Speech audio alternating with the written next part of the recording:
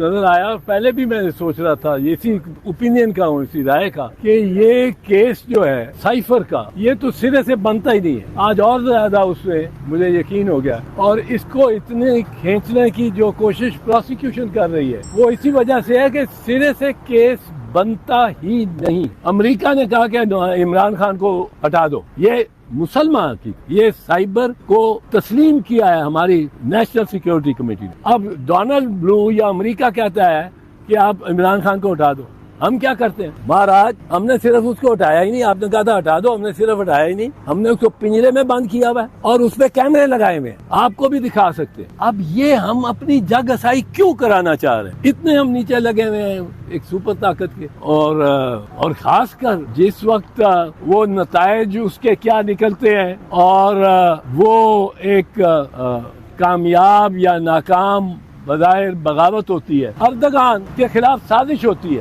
Erdogan کے خلاف سازش ہو جاتی، پوری وہ فوج نکل آتی.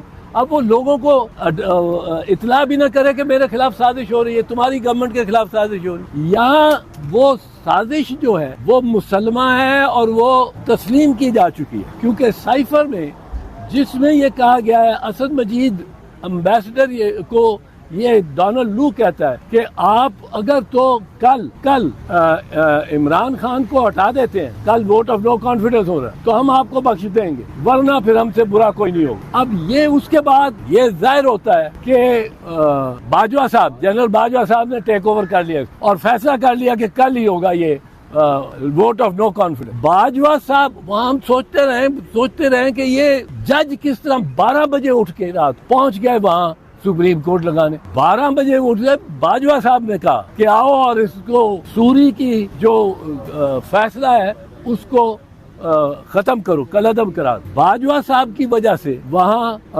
پرزنرز وین بھی پہنچی. کوئی سوچ سکتا تھا پرزنر وین پہنچے؟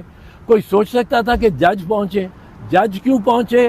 کیونکہ وہ شہباز شریف کے کہنے پہ یا عمران خان کے کہنے پہ تو نہیں جا سکتے تھے. تو